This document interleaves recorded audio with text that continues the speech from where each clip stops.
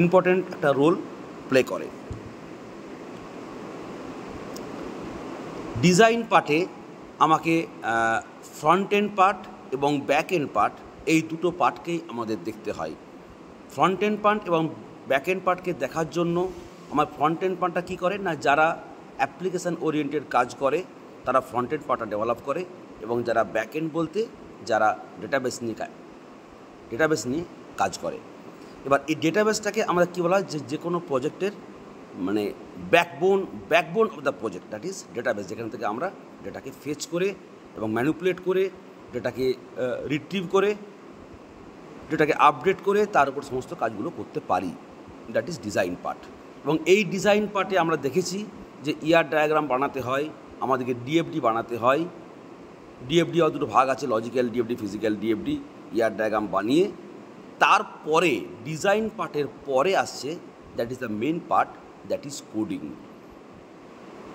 Design part না হলে কিন্তু আমি কখনোই পার্টিকুলার প্রজেক্টের কোড করতে আমরা পারবো না। এবার সেই কোডিংটা ফ্রন্ট এন্ডকে ডিজাইন করার জন্য কোড হবে, আবার ব্যাক এন্ডকে ডেভেলপ করার জন্য আমাদের কোড করতে হবে, এবং তার জন্য আমার স্পেসিফিক প্রোগ্রামাররাই এই দায়িত্বটা নেয়। এরপরে যে পার্টটা আছে that is called testing. Programmer তারা কাজ করার পরে ওই কাজটার ডিবাগিং করা, বাগ ফিক্স করা, বা যে আউটপুটটা আমার দেওয়া উচিত সেটা কতখানি সেটা অ্যাপ্রোপ্রিয়েট হচ্ছে বা কতখানি তার এরার থাকছে, সেই কাজটা কিন্তু আমার টেস্টিংয়ের মধ্যে পড়ে। And the last part is maintenance. যতগুলো আমি পার্ট বললাম, feasibility analysis, requirements analysis and specification, design, coding, unit testing, integration and system testing, and the last part is maintenance part.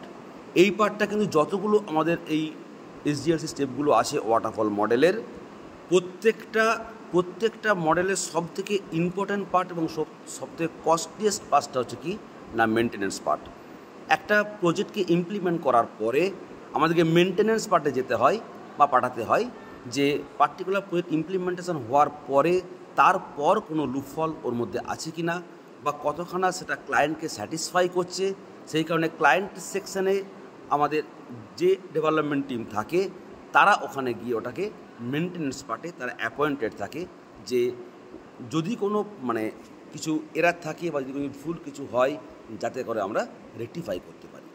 তাহলে এই মডেলটাকে আমরা কি বলবো, ওয়াটারফল মডেল। এটা এসডিএলসির একটা ইম্পর্টেন্ট মডেল, এবং এটার নাম ওয়াটারফল মডেল কেন হয়েছে না, যেমন করে ওয়াটারফল 1 by 1 একটা স্টেপ ওয়াইজ আসে, এবং এখানেও তাই, যে একটা পার্ট কাজ হওয়ার পরে কিন্তু আরেকটা কাজ আমরা করতে পারবো। কখনোই এরকম নয় যে দুটো পার্ট আমার একসঙ্গে চলবে।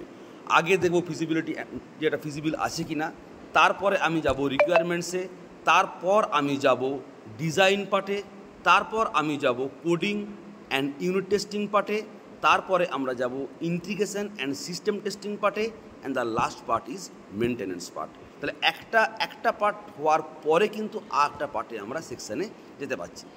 তো যেরকম করে ওয়াটারফল একটা স্টেপের পর আরেকটা স্টেপ, তারপর এইভাবে আসতে থাকে, ঠিক সেরকমভাবেই এই কাজগুলো হয় বলেই এই মডেলটার নাম হয়েছে ওয়াটারফল মডেল।